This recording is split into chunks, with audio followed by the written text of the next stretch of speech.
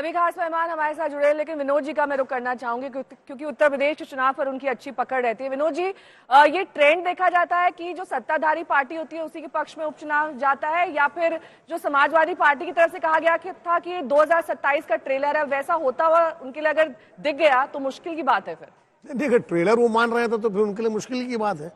Trailer तो पहले कह रहे थे चुनाव नतीजे आने के पहले।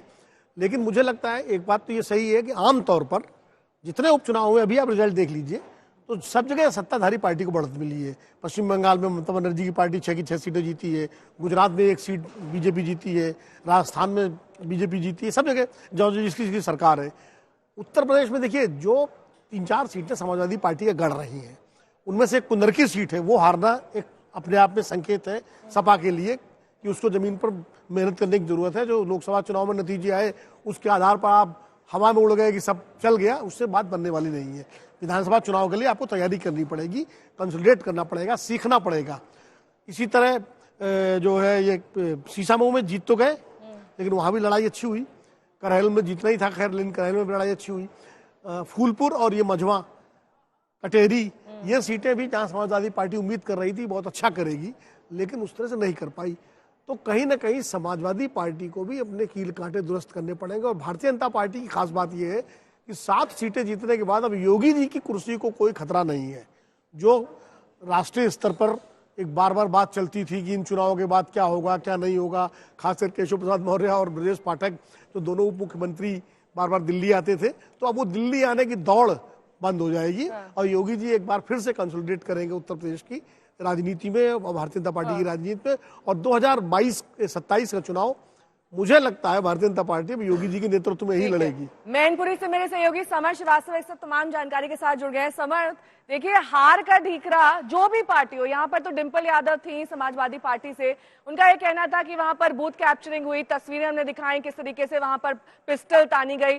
तो 2 सीटों पर जहां पर उनकी पार्टी जीत रही है वहां पर तो जीत का श्रेय ले लिया, वहां पर फेयर तरीके से चुनाव हुआ। बाकी जहां पर आप हार गई 7 सीटों पर, आपने जीत का जो हार का ढीकरा है वो उस बात पर मट गया कि क्या कहते हैं वहां पर किसी तरीके से बूथ कैप्चरिंग हुई, वहां पर पिस्टल तानी गई, उसकी तस्वीरें दिखाई गई और कहीं ना कहीं निष्पक्ष चुनाव नहीं हुआ है। ये कहां तक सही है?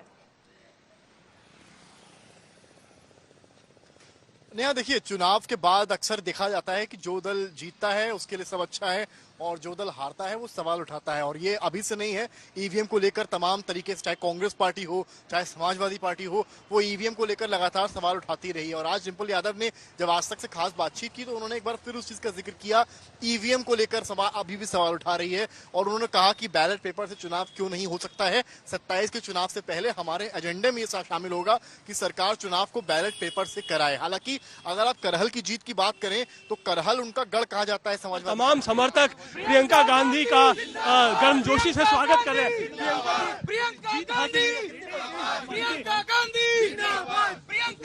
मैं तो मुझे इस बात से खुशी है कि मैं मतलब जनता की इच्छा है और मुझे मौका मिला है अब जनता की सेवा करने का। आपने बड़ा इमोशनल मैसेज लिखा है अभी ट्विटर पे। जी, क्योंकि बहुत प्यार मिला मुझे वायनाड में और परिवार वालों का साथ भी तो मिला। जी, वो तो हमेशा मिलता है। तो किसको सबसे ज्यादा आप क्रेडिट देंगे इस जीत का? राहुल जी को 5 साल उन्होंने जितना काम किया है वायनाड में, वो इसी का श्रेय है, उन्हीं को श्रेय है इस जीत का। पहले आपकी प्राथमिकता क्या होगी? अभी इतना लंबा, हाँ, एक बार हमें मिलने का टाइम दे देती हूँ आप। तो प्रियंका गांधी यहाँ से निकली हैं जीत के बाद। पहली प्रतिक्रिया आज तक पर उन्होंने दी है और कहा है कि जीत का सबसे ज्यादा श्रेय जो है वो राहुल गांधी के लिए को जाता है, क्योंकि 5 साल तक उन्होंने वायनाड के लिए जो काम किया उसकी वजह से ये जीत और बड़ी जीत प्रियंका गांधी वाड्रा को हासिल हुई है। कुमार कुणाल, दिल्ली, आज तक। शशि शेखर जी भी हमारे साथ जुड़े हुए हैं। शशि जी, वायनाड पर बाद में डिस्कशन करेंगे, अभी बात उत्तर प्रदेश की हो रही थी, उसी परिप्रेक्ष्य में एक बार फिर से मैं आना चाहूंगी चर्चा पर, क्योंकि बात 2027 के ट्रेलर की हो रही थी। अब क्या ये वाकई ट्रेलर है या फिर ये एक बड़ा मैंडेट उत्तर प्रदेश में बीजेपी की और उनके प्रति विश्वास जताते हुए कहीं ना कहीं कॉम्पेंसेट वो 33 सीटों को करते हुए जो कि लोकसभा में उन्होंने हासिल करी? देखिए, ऐसा है नेहा कि 2027 का ट्रेलर मानना थोड़ी जल्दबाजी होगी, उसमें अभी समय है। लेकिन ये चुनाव दो तीन वजहों से बहुत इंपॉर्टेंट थे उत्तर प्रदेश में। पहली बात यह कि 2024 में के लोकसभा चुनाव में जिन स्टेट्स में धक्का लगा भारतीय जनता पार्टी को, उसमें उत्तर प्रदेश प्रमुख था। तो वहां पर इन चुनावों पर नजर इसलिए थी कि ये चुनाव क्या बोलते हैं। तो तय है अगर इनके रिजल्ट पर जाए कि वो जो पुराने जो शंकाएं थी उनका समाधान हो गया है और लोग इनके साथ हैं भारतीय जनता पार्टी के। दूसरा निहितार्थ, जो लोग योगी जी के उस पर नेतृत्व पर उंगली उठाते थे, जैसा विनोद जी ने कहा, वो भी इधर उनको शांत रहना पड़ेगा। तीसरी बात, जिस तरह के आरोप इस बार लगे हैं चुनाव में, वो आरोप कोई नए नहीं है उत्तर प्रदेश में, लेकिन एक बात जरूर तय है कि उत्तर प्रदेश में एक कहीं ना कहीं सतह के नीचे कुछ ऐसा है जो कि दबा हुआ है।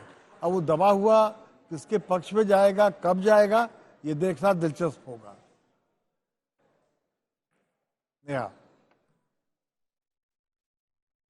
ये महायुति की मीटिंग आप देख रहे हैं जिसमें एकनाथ शिंदे, देवेंद्र फडणवीस, अजीत पवार, तमाम दिग्गज नेता ये सब मौजूद हैं। अब ये मीटिंग दरअसल नए मुख्यमंत्री के नाम को लेकर है या फिर जीत के जश्न को लेकर है, ये कह पाना अभी फिलहाल थोड़ा मुश्किल है। इस पर अपडेट हम तमाम संवाददाताओं से लेंगे। लेकिन इस बीच आशुतोष जी, ये बेहद दिलचस्प तस्वीर, क्योंकि उसमें वो 3 संभावित लोग दरअसल बैठे हैं। अजीत पवार को भी काउंट कर लेते हैं क्योंकि उनके जो समर्थक हैं उनका भी नाम आगे फॉरवर्ड कर रहे हैं। 2 तो प्रबल दावेदार है ही, एक मौजूदा सीएम है, एक डिप्टी सीएम है। अब फडणवीस को आप यहाँ पर कितना इंपॉर्टेंट फैक्टर और बड़ा फैक्टर मानते हैं बतौर सीएम? क्योंकि आप बता रहे थे कि अब तक का जो सबसे बड़ा कार्यकाल है।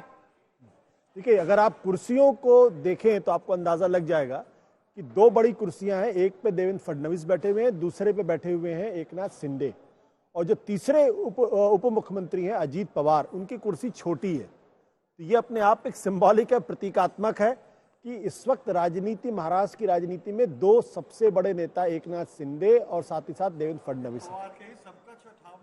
हाँ, अठावले लगे जिनका कोई नहीं।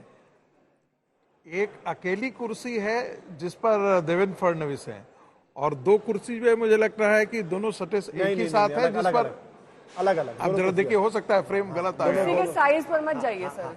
महत्वपूर्ण साइज 2 का 1 है। देखिए,